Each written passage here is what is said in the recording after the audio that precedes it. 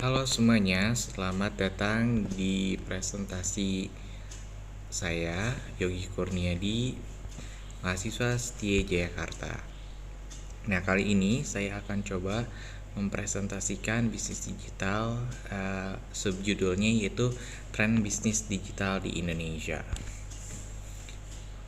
Nah, lalu yang subjudulnya lagi saya akan membahas tren e-commerce di Indonesia. Nah, tren e-commerce di Indonesia mulai berkembang dan meningkat karena banyak orang yang lebih suka berbelanja secara online.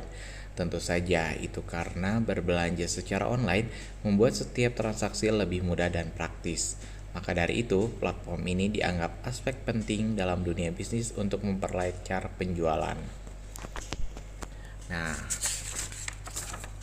melihat begitu banyak jumlah pengguna e-commerce di Indonesia, 2020 transaksi online semakin meningkat pada tahun 2021.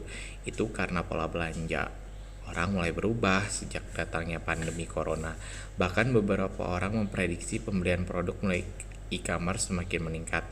Namun meski begitu, meningkat tren berbelanja online semakin tinggi lewat e-commerce. Hal ini membuat tingkat persaingan juga demikian.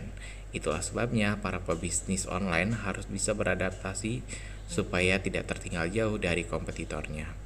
Nah, berikut ini ada dua tren ya.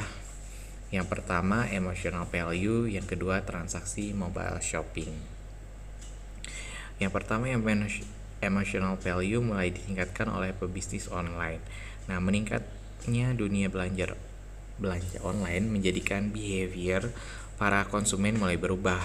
Bila sebelumnya orang-orang lebih suka membeli produk dengan mengandalkan panca inderanya, maka sekarang ini tidak demikian. Banyak orang yang justru hanya mengandalkan apa yang dilihat saja secara online.